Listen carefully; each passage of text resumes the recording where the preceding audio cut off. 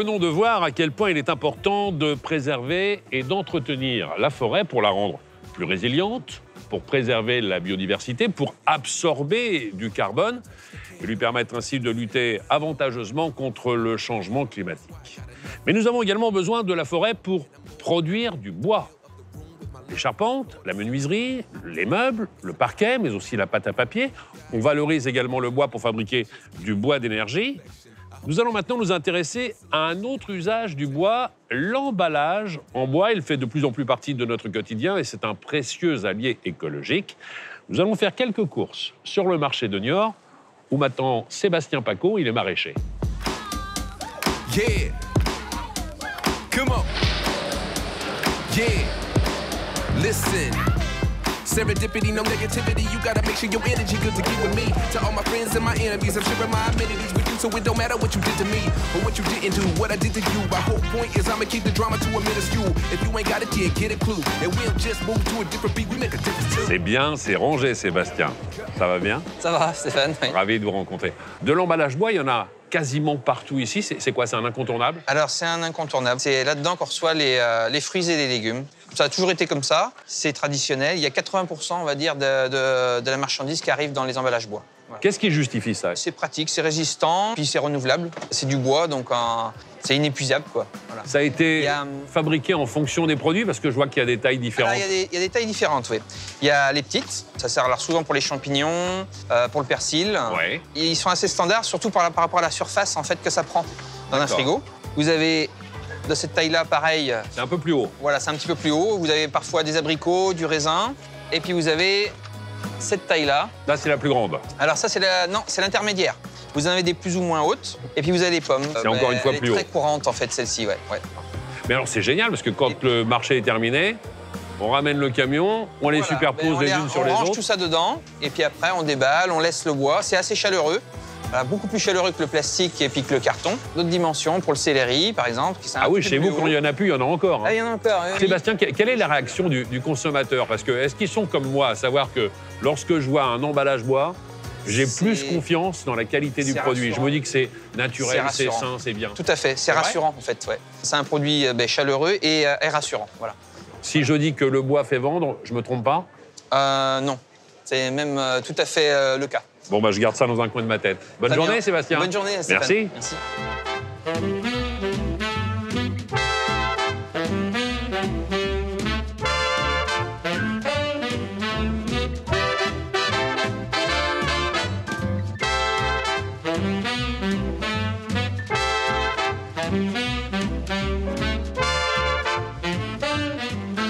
Bonjour Jean-Luc. Bonjour Stéphane. Ravi de vous rencontrer. Enchanté. Alors, j'ai deux nouvelles pour vous, une bonne et une mauvaise. La bonne, il pleut pas. Ouais. La mauvaise, on va passer une bonne partie de la journée ensemble. Je m'en explique. Vous fabriquez des emballages bois légers et nous irons d'ici quelques instants dans votre entreprise pour découvrir justement tout votre travail. Ces cagettes, finalement, pour les fruits et légumes, on l'utilise depuis la nuit des temps. Est-ce que c'était déjà simplement pour les fruits et les légumes ou pour autre chose? On en retrouve effectivement du temps des Romains, et les Romains, c'est le vin. C'est bien sûr, c'est le principal. Ensuite, toutes les navigations se sont faites avec des emballages qui protégeaient. On avait la sûre, on avait des caisses en bois pour protéger toutes les denrées qu'on pouvait emporter pour traverser le monde, Christophe Colomb, etc. Il y a quelque chose qui est intéressant, c'est le fait de se dire que d'ici quelques années, l'emballage plastique à usage unique sera interdit. Ça veut dire que c'est une belle opportunité pour l'emballage bois? C'est une très bonne nouvelle pour l'emballage. C'est une très bonne nouvelle pour le bois. Je pense que c'est aussi une très bonne nouvelle pour la planète, puisque, effectivement, un emballage plastique, même s'il a des avantages qu'on connaît, quand il a une fin de vie, le mieux, c'est de pouvoir le réutiliser. Et dans le pire des cas, on va le retrouver dans la mer. Et ça pour moi, je dirais, c'est quelque chose de très, très important. Pour la planète. Alors, des emballages plastiques, il y en a encore quelques-uns ici. Mais la majeure partie des étalages sont effectivement composés d'emballages bois pour la préservation des aliments. C'est une des qualités dont on n'a pas forcément conscience, nous, en tant que consommateurs, mais c'est vrai que ça préserve mieux les aliments que d'autres matériaux? Ah, très clairement. Le bois, c'est une espèce d'éponge. Et en fait, ça va réguler l'humidité. Et on voit, et on a fait des études, et on se rend bien compte que le bois on va conserver les aliments plus longtemps. On a aussi découvert, enfin en tout cas prouvé récemment, que le bois était bactéricide. C'est-à-dire qu'en fait, cet effet éponge, il a tendance à capter la bactérie et à la conserver. Par rapport à un produit qui va macérer, entre guillemets, dans une boîte polystyrène ou dans une boîte plastique, vous avez une respiration naturelle dans le bois. Alors, les applications, on l'a vu pour les fruits, les légumes, la cagette, c'est un incontournable. Le bois, moi, je le vois aussi partout dans le fromage. On a tous, bien sûr, la boîte à camembert dans notre esprit, mais pas que. Et il ne sert pas qu'à l'emballage, il sert aussi à l'affinage, parfois, du fromage.